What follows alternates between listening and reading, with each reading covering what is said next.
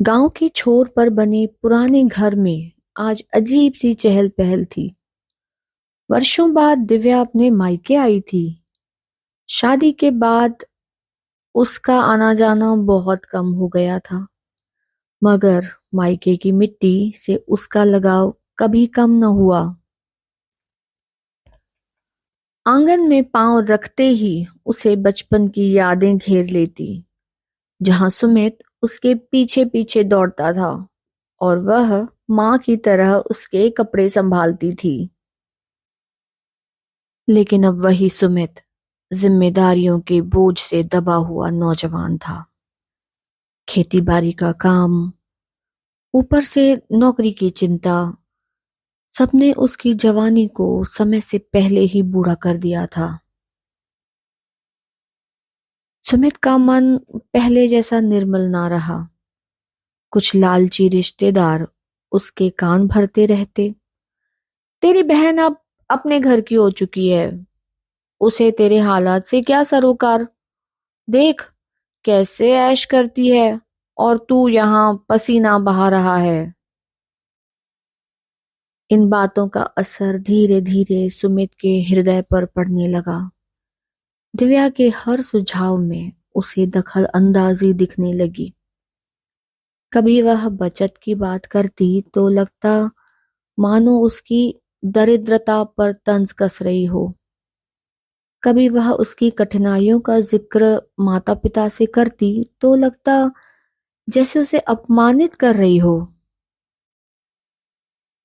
दिव्या मन ही मन सहती रहती। उसे भली भांति मालूम था कि भाई की सोच उसकी अपनी नहीं, बल्कि दूसरों के भरे हुए जहर का परिणाम है।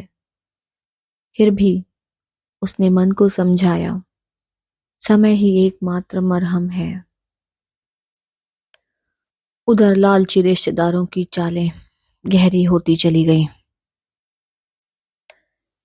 एक दिन उन्होंने सुमित को बहला फुसलाकर कुछ धन व्यापार में लगाने को कहा। दिव्या ने रोका, मगर सुमित ने उसकी बात को ईर्ष्या समझा। परिणाम वही हुआ, धन डूब गया। दूसरे दिन उन्होंने जमीन के कागज अपने पास रखने की बात कही। भोला सुमित मान गया।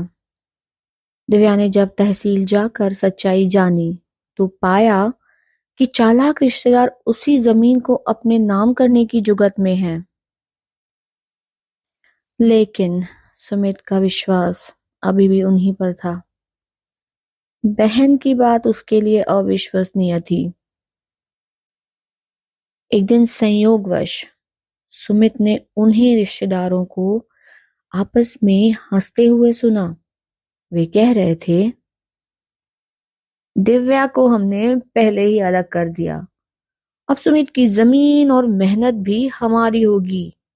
कैसा मूर्ख लड़का है, अपनी ढाल को ही दुश्मन समझ बैठा। ये वाक्य सुमित पर बिजली की तरह गिरे।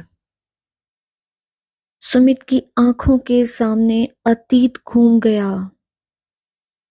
कैसे दिव्या ने उसके लिए अपने खिलौनों का त्याग किया था, कैसे उसकी पढ़ाई का खर्च निकालने को अपने जेवर गिरवी रख दिए थे, कैसे हर बार वह उसके लिए मां की तरह खड़ी हुई थी। अब सच्चाई नंगी हो चुकी थी। जिन रिश्तेदारों को वह अपना मान बैठा था, वही उसका सर्वनाश करने पर तुले थे, और जिसे वह पराया समझ रहा था, वही उसकी अपनी थी। सुमित की आंखों से आंसू बह निकले। वह दौड़कर दिव्या के चरणों में गिर पड़ा।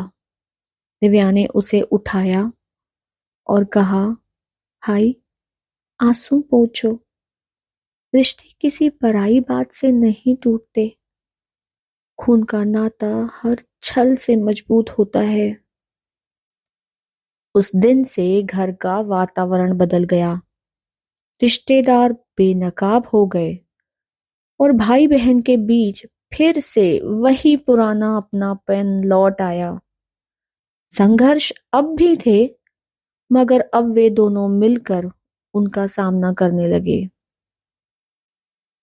यह कहानी हमें यह सिखाती है कि रिश्तेदारियों की असली नींव धन या ऐश्वर्य पर नहीं, बल्कि विश्वास और त्याग पर टिकी होती है।